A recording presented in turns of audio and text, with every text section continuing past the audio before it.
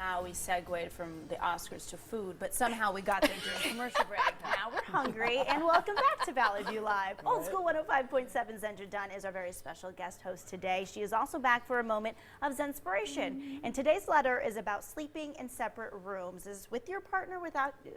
break it down. Give me the letter. So, ladies, what do you think about partners who sleep in separate rooms? All right?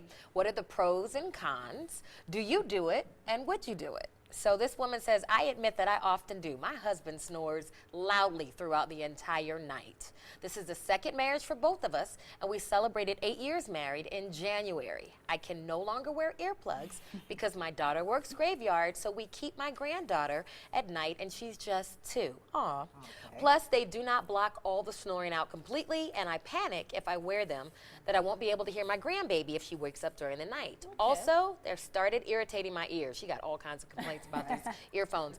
My husband does not like us not waking up together, but I will say that it has not really affected our love life, if you know what I mean. Oh, get it, girl. I know. I got nervous. What do you mean? I got nervous. Like, that's what she wrote. There's a will, there's a way. She said, before I moved into the guest room, I hadn't been able to get a good night's sleep for longer than I can remember. Now I love having my own space and a good night's sleep. Is this wrong? I used to love sleeping together, but I found out a thing that you only do when you're married and share that really special space and time together.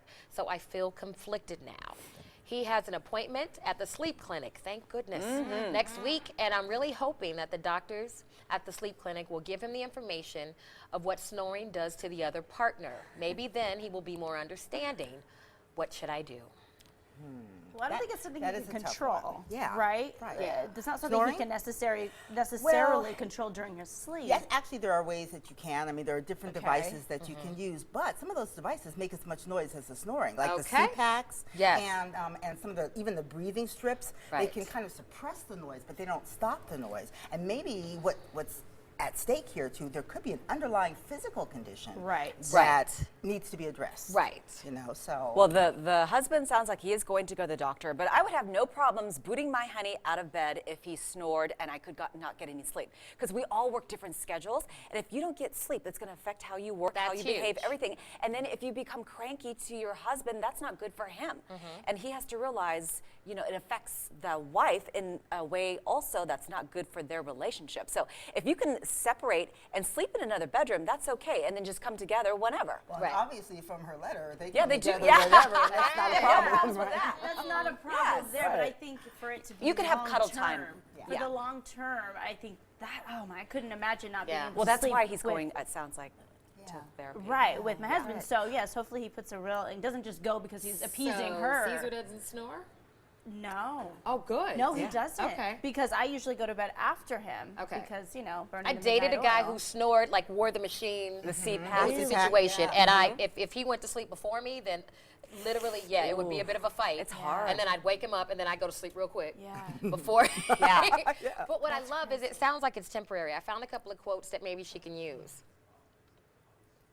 So, there's nothing more intimate in life than simply being understood and understanding someone else. So it seems like he's going to the sleep clinic. He's doing what he needs to do to appease his wife because he doesn't want her in another room. And then the other quote I thought was pretty cool too. It's the opposite of loneliness is not togetherness. It's intimacy. So just because they're in separate rooms doesn't mean they can't share intimate time. They can have snuggle time, watch TV together. And then be like, you know your nose, get up and go in the room. But first, I love you. Foremost, go to the doctor. Go to the doctor. There's help. Maybe makes a good point. You're asleep.